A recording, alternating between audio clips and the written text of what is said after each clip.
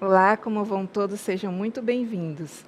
Eu sou a professora Cristiane Oliveira e sua professora de Biologia e vamos conhecer a nossa aula de hoje. A aula de número 26, Objetos de Conhecimento, Dinâmica de Populações, Previsões sobre Interações e Transformações da Matéria, Modelo Cinético, Molecular e Reações Químicas, Genética de Populações, Herança Mendeliana, Saúde Pública, Epidemiologia e Vacinação. Detalhamento, primeira e segunda lei de Mendel. Então, vamos começar?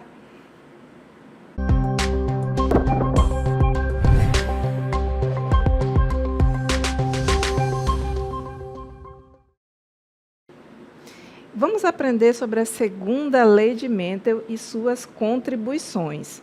Mas antes de mais nada, antes de explorar a segunda lei, é importante retomar a primeira lei, também conhecida como Lei da Segregação dos Fatores, onde Mendel concluiu a partir de seus experimentos com as ervilhas. Vamos relembrar aí, rapidinho.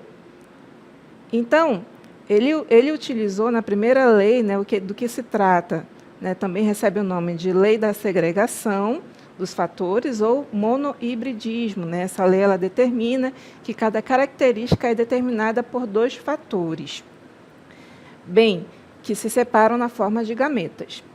Então, o que ele fez aqui? Ele pegou uma geração parental, aqui representada por esses indivíduos, puros, amarelo e verde, são a representação aqui em cores das ervilhas. Nesse cruzamento aqui, ele gerou aqui o F1, que por autofecundação gerou o F2. Aí nós temos aqui a formação desses indivíduos para 3 gerações, geração parental, geração F1 e geração F2. Como funciona? Mendel chegou a essa conclusão quando percebeu que as linhagens diferentes, com os diferentes atributos escolhidos, sempre geram sementes puras e sem alterações ao longo das gerações. Ou seja, as plantas de sementes amarelas sempre produzem 100% dos seus descendentes com sementes amarelas, que foi o observado aqui na geração F1. Então, a primeira lei de Mendel ela se aplica para o estudo de uma única característica. Neste caso aqui, a característica da cor da semente. Porém, Mendel ainda estava interessado em saber como ocorre a transmissão de 2 ou mais características. Com a primeira lei de Mendel, ele concluiu que a cor das sementes era determinada por 2 fatores. Um fator, relembrando aí, é o dominante, que condiciona as sementes amarelas, e o outro fator é recessivo, que determina as sementes verdes. Então, esse aí foi o nosso breve resumo sobre a primeira lei de Mendel. Agora, a gente vai adentrar na segunda lei de Mendel. O que é a segunda lei de Mendel?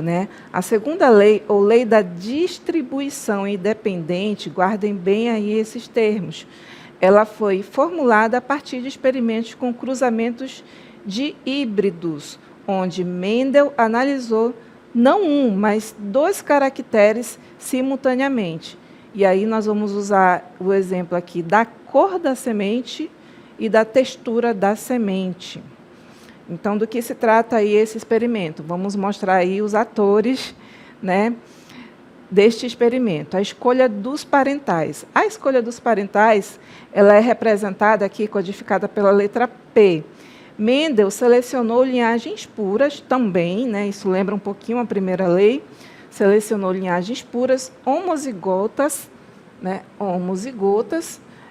de ervilhas com fenótipos opostos para os dois caracteres. Então, quando ele vai analisar a textura da semente, ele observa duas características. A semente tem a superfície lisa, ou a semente vai ter a superfície rugosa, que vai ter aí uma formação irregular. Para o outro caractere, que é a cor da semente, ele vai observar ainda, né, que é o primeiro caractere da primeira lei, a cor amarela e a cor verde. Então, o que ele vai fazer dessa vez? Ele vai tentar responder a pergunta como é que ocorre a geração dos descendentes quando você observa não uma característica, mas duas. É isso que nós vamos responder agora. Então, a geração parental, né, ela cruzou, houve o cruzamento aí por indução. Parental 1 eram as ervilhas amarelas e lisas, que são representadas aí pelas letrinhas Vzão, Vzão e Rzão, Rzão. E nós temos aí o parental 2, que são as ervilhas verde e rugosas, que vão ser representadas aqui pelas letras minúsculas, né, que a gente vai chamar aqui carinhosamente de Vzinho, Vzinho, Rzinho, Rzinho. E qual é a representação dessa característica ao visualizar? Está aqui, olha. Amarela lisa, pura, homozigota dominante, né, e verde rugosa, pura, né, homozigota recessivo. Então, só um adendo aqui em relação às características. Geralmente, quando nós fazemos aí o cruzamento desses indivíduos e representamos o genótipo por letras, a letra escolhida, a inicial escolhida, ela representa a inicial sempre do recessivo. Por isso que, para a característica da cor da semente, está sendo representada pela letra V, que é a V do indivíduo recessivo. Então, ficou Vzão, Vzão para o homozigoto dominante e Vzinho, Vzinho para o homozigoto recessivo. A mesma coisa, né, é a outra característica. Como a característica rugosa é a recessiva, então a letra que codifica ela vai ser o R. Então, Rzão, Rzão para dominante e Rzinho, Rzinho para recessivo. O mesmo segue os outros exemplos, como o albinismo, por exemplo, que é representado pela letra A no cruzamento e do indivíduo que tem a condição do albinismo, né, que é uma mutação recessiva. Então, fecha parêntese, vamos continuar. Geração F1, né? A geração F1 é a primeira geração filial, onde Mendel realizou o cruzamento entre o parental 1 e parental 2. Então, o que ele fez aí, né? Olha, lembrem mais uma vez aí a característica do genótipo, né? Parental 1, Vzão, Vzão, parental 2, Vzinho, Vzinho, né? Para outra condição também. Todos os gametas desse indivíduo aqui, eles vão ser Vzão e Rzão, tá? Quando você fizer a segregação dos fatores de cada característica aqui, vai gerar, concordem comigo aqui, gametas, tanto Vzão quanto Rzão. Não vai ter diferença, não vai ter distinção. E aí, quando a gente soma um caractere com outro para fazer a combinação de gametas, nós temos esse resultado, Vzão, Rzão. A mesma regra a gente vai fazer também para o parental 2, onde, quando você segrega aqui os fatores, vai ter a formação de fatores com gametas iguais, né? Vzinho, Vzinho, Rzinho, Rzinho. E aí, quando a gente combina uma característica com a outra, nós vamos ter gametas, todos os gametas Vzinho, Rzinho para este indivíduo. E aí, quando a gente coloca o cruzamento aqui no quadro de Punnett, né, o quadro de Punnett representado aqui para vocês, o parental 1, que apresenta apenas este gameta, vai ser colocado aqui, nessa linha, né, nessa linha aqui. E o parental 2, né, que vai apresentar apenas este gameta, vai ser colocado aqui nesta coluna. Quando a gente faz o cruzamento desses indivíduos, a gente vai, na verdade, somar cada caractere, né, condicionado àquela característica dele. Se é de cor, a gente vai somar todos os relacionados com a cor. Nesse caso aqui, o Vzão com o Vzinho, né, sendo representado aqui por esse par. E aí nós temos o Rzão e o Rzinho, que, quando somado, vai ser representado aqui por este par. Então, nós temos aí o resultado da característica do genótipo para todos os indivíduos aqui desta geração, a geração F1, que vai ser que vai ser caracterizada pelo genótipo Vzão, Vzinho, Rzão, Rzinho, tá bom? E para a gente visualizar melhor, né, nós temos aí o resultado da geração F1, onde todos os indivíduos foram diíbridos, ou seja, Vzão, Vzinho, Rzão, Rzinho. E o fenótipo é uniforme nesse caso. Por quê? Porque nós vamos ter aí a predominância de um caractere dominante para cada um par de alelos, né? Devido à dominância do Vzão e do Rzão presente neles. Lembrando aí que a geração parental ela era pura dominante, pura recessiva, e quando cruzou, houve aí o resultado de híbrido, de indivíduos de híbrido, quer dizer que está misturando as duas características, onde ele vai ter um alelo dominante e um alelo recessivo para cada característica. Por isso que ele fica totalmente com o fenótipo de cor amarela. Todos os indivíduos vão se apresentar de cor amarela e com a textura lisa, que são as características da dominância. Então, a geração F1, né, após essa autofecundação, ela vai apresentar toda 100% cor amarelo e textura lisa, porém, o genótipo não é mais puro, entendeu? O genótipo ele vai ter aí essa característica heterozigótica, né, de híbrida, que é a presença de um alelo dominante e um alelo recessivo para cada característica. Isso aí é a geração F1. Para a gente avançar, eu vou pedir aí a ajuda aos universitários, né, a ajuda do professor Antônio Paulo, para explicar uma regrinha aí, matemática bem interessante, que ela é aplicada para responder determinados problemas após o cruzamento de Mendel. Vamos ver agora.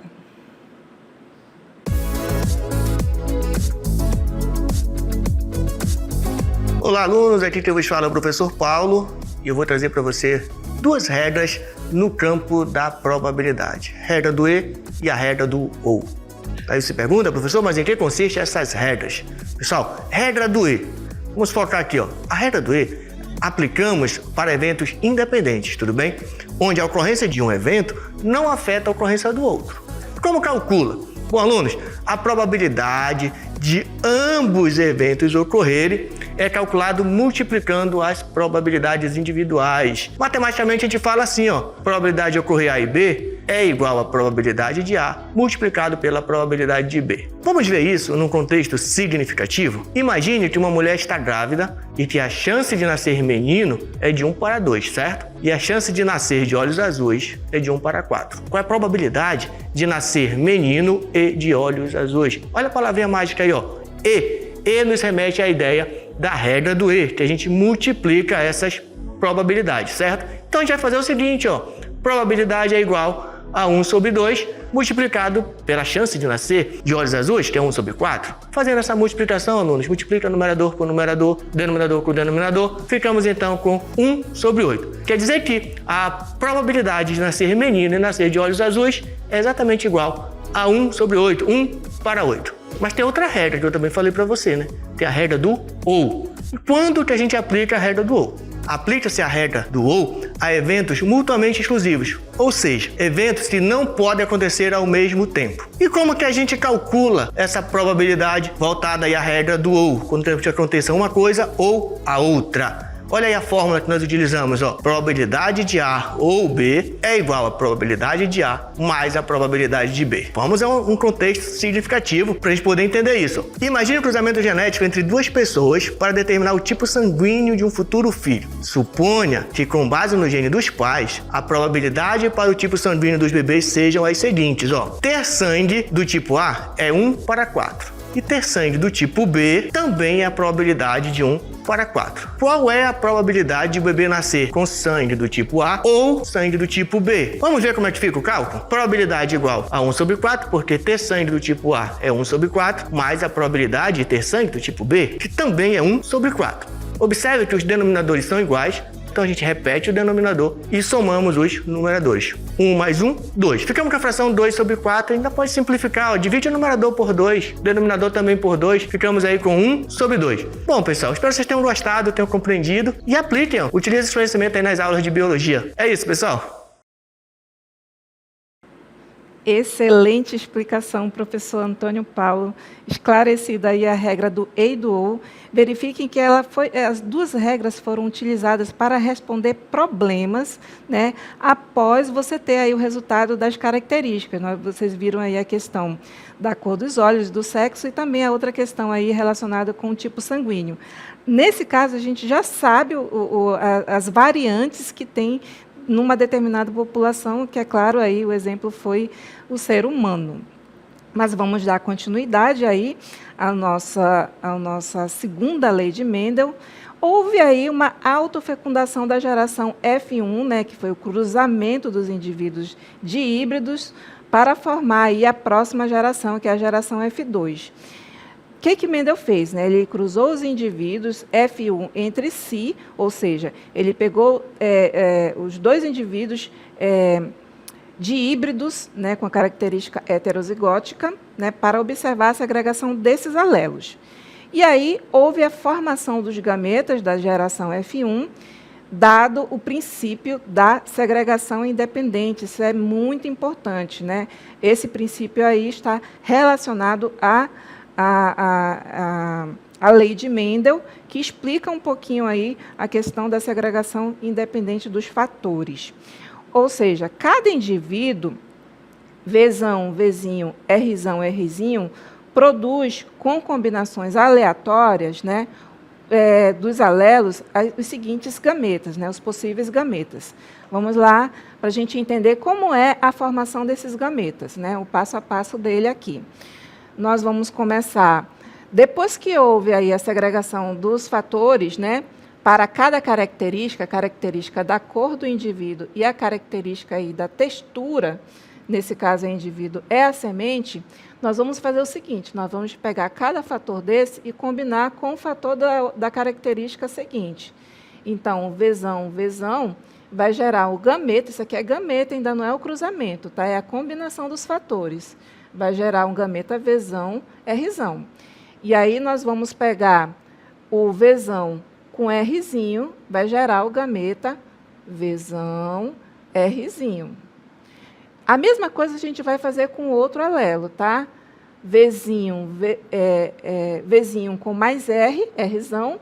Vamos colocar na ordem, né? Vai ficar aí Vzinho, Rzão. A mesma ordem que a gente está utilizando aí de características para a gente não embaralhar. E aí, Vzinho com Rzinho vai formar o gameta Vzinho, Rzinho. É justamente esse resultado aqui que vocês estão visualizando, né? As possíveis formações de gametas. Quais são essas possíveis formações? 1 para 1 para 1 para 1. Por quê? Eles são únicos, né? Eles não vão repetir, não vai ter mais de uma vez. Então, a proporção é de 1 para 1 para 1 para 1 na matemática. Então, é dessa forma que a gente observa a formação dos gametas. E aí, quando se formam os gametas, nós vamos partir para a próxima fase, que é montar o quadro de Punnett. Eu já trago o quadro de Punnett prontinho aqui para vocês, né? Montar o quadro de Punnett e distribuir aí os gametas formados para cada indivíduo da geração F1. E aí, na primeira linha, nós vamos ter aqui os gametas do indivíduo, de um dos indivíduos, né? Independente de qual seja, eles vão ter os mesmos gametas, e para o outro indivíduo você vai distribuir também os mesmos gametas. A partir daí, nós temos aí a união desses gametas para formar os indivíduos. Observem, eu não coloquei à toa aqui, que nós temos aqui uma característica bem interessante. Para cada união, eu já mostrei para vocês o fenótipo. O indivíduo ele vai nascer, nesse caso aqui, olha, unindo o gameta Vzão, Rzão. Com Vzão, Rzão, nós vamos ter aqui um indivíduo homozigoto dominante, né, com a cor característica amarela e a textura lisa. Então, o indivíduo ele já vai ter a cor amarela e a textura lisa.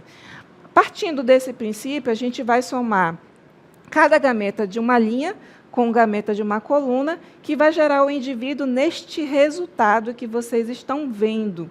Tá? E agora a gente vai interpretar passo a passo aí as informações relacionadas ao genótipo e ao fenótipo desse resultado que vocês estão visualizando agora.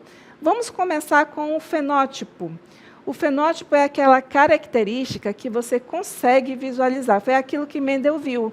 Mendel, quando ele cruza sementes, né, que fique bem claro aí, quando ele cruza, ele não vai ver letrinhas, né, ele vai ver as características resultantes deste cruzamento. E se vocês observarem a questão do fenótipo, como a gente começou a avaliar, nós temos a seguinte condição. Se você for somar todos os indivíduos que têm a característica semente da cor amarela e com a textura lisa, a gente vai contabilizar o seguinte: 1 semente, 2, 3, 4. Eu estou enumerando as sementes com a característica amarela e a textura lisa. 6, 7. Aqui tem um escondidinho, 8 e 9. Então, para um cruzamento com possibilidade de 16 indivíduos, né, os 16 indivíduos estão aqui neste resultado. Desses 16 indivíduos, nós temos exatamente 9 com a característica amarelo e liso. Então, nós já temos a primeira proporção fenotípica. Mas não para por aí. Nós temos aí também a outra característica, que é do indivíduo que vai ser amarelo, mas, nesse caso, ele vai ter a textura rugosa. Então, vamos contar aqui. 1, 2, 3. 3 indivíduos com a característica da cor amarela, porém, a textura rugosa. Isso numa proporção para 16 indivíduos quando se faz o cruzamento, né? E, continuando esse raciocínio, nós temos aqui 3 indivíduos, né? 1, 2, 3 indivíduos que vão apresentar a cor verde, porém a textura rugosa. Cor verde, né? Já mudou aí, que é uma cor recessiva. E a textura, a textura lisa, textura lisa. Cor verde e textura lisa, né? Característica dominante da textura. E, por último, nós temos aí o indivíduo que ele vai ser totalmente recessivo, né? Ele vai ser único aqui, com a característica tanto verde quanto rugosa, né? Um único indivíduo, numa probabilidade de 6 possibilidades de cruzamento. Então, o que vocês estão vendo aqui? Vocês estão diante do resultado fenotípico, daquilo que a gente pode observar, que foi exatamente o que Mendel viu na hora que ele fez o cruzamento com a geração, né, com a geração F1, para descobrir aí o resultado dessa geração de híbrida. Tá? Então, vale lembrar mais uma vez, vamos recapitular.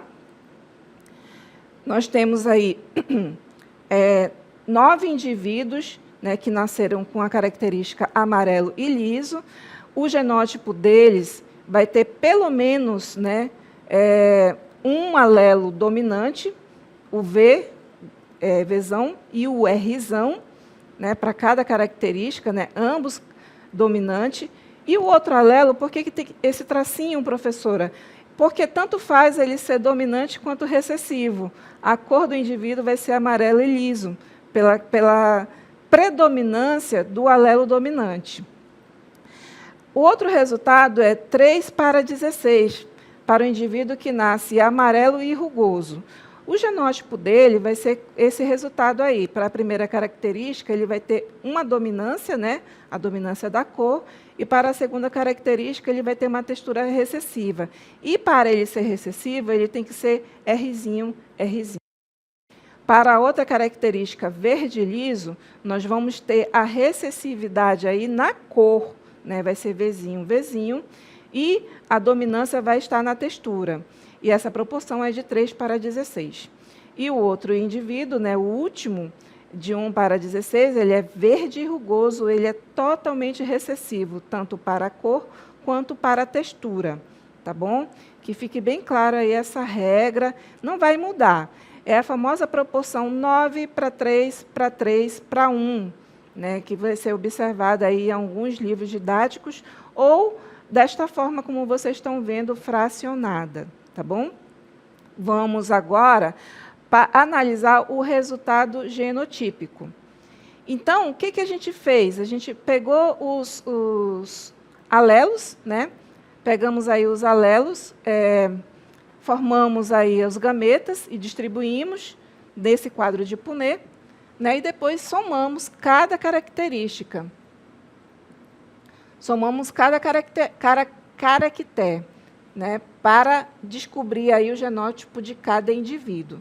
Nesse caso, a gente também, após o cruzamento, né, unindo aqui os gametas de uma geração F1 com a outra geração F1, né, nós vamos ter esse resultado aqui.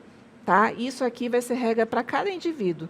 Após somar, né, nós vamos ter este quadro com o resultado fenotípico. O resultado fenotípico ele é codificado pelas letras. Você não vai observar a cor, né, e não vai observar a textura. Você vai observar a variação deste cruzamento aqui genotípico, tá bom? Por exemplo, os indivíduos que nascem, vamos contar, indivíduos que nascem com o genótipo Vzão, Vzão, Rzão, Rzão. Se você for contar, vai ser só um, né? Para o indivíduo que nasce Vzão, Vzão, Rzão, Rzinho, ó, Vzão, Vzão, Rzão, Rzinho, apenas 2. Para o indivíduo que nasce Vzão, Vzão, Rzinho, Rzinho, vai ser só um. Indivíduo que nasce Vzão, Vzinho, Rzão, Rzão, vão ser 2. Indivíduo que nasce Vzão, Vzinho, Rzão, Rzinho, que é de híbrido para as duas características, sempre vai estar aqui, olha, quando você fizer certinho na diagonal, os 4 indivíduos aqui. 2 indivíduos, Vzão, Vzinho, Rzinho, Rzinho, aqui na pontinha, né, se aproximando da outra extremidade do quadro. Um indivíduo, Vzão, Vzinho, Vzinho, Rzão, Rzão. Os 2 indivíduos aqui, olha, Vzão, Vzinho, Vzinho, Vzinho, desculpa, Rzão, Rzinho. E, por último, o indivíduo totalmente recessivo. Tá? Essa distribuição de proporção está aqui, que é o resultado genotípico. Então, nós temos duas formas de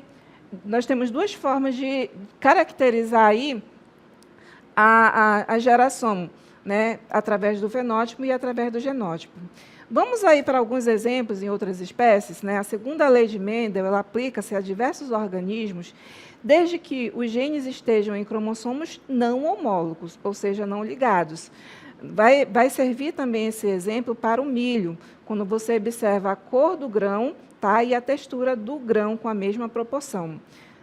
Na drosófila, nós temos também a mosca da fruta, né, o corpo do indivíduo, né, 2 características, e a forma da asa, 2 características. Então, para esses 2 aí, nós vamos seguir a regra do Mendel, exceto genes ligados no mesmo cromossomo. E aí eles não vão seguir a lei, conforme descoberto por Thomas Morgan em estudos com a drosófila. Houve outras leis de Mendel, né? Esta é a pergunta. Nós conhecemos 2. A primeira lei, que é a lei da segregação dos fatores, e a segunda, que vocês estão conhecendo agora, que é a lei da distribuição independente. Alguns autores mencionam uma terceira lei, né? Dominância e recessividade, mas ela é mais uma observação do que uma lei propriamente dita, né? Contribuições até os dias atuais. As leis de Mendel são a base da genética clássica e têm aplicação na medicina, né, na agricultura e na biotecnologia. A medicina no diagnóstico de doenças, né, a agricultura, melhoramento genético, e biotecnologia, a engenharia genética. Avanços, né, apesar de avanços como a epigenética e a descoberta de herança não mendeliana, né, por exemplo, a mitocondrial, os princípios de Mendel continuam essenciais para entender a herança genética. né? Então, essa é a nossa contribuição. Contribuições até os dias atuais, né? Vale rever aí, né, dentro da medicina, agricultura e na genética. A segunda lei de Mendel, ela reforça que os genes de diferentes características são herdados de forma independente, ampliando nossa compreensão sobre a diversidade genética. E suas descobertas permanecem fundamentais na biologia moderna. Esse aí foi a nossa explicação sobre a segunda lei de Mendel. Espero que vocês tenham entendido e até a próxima.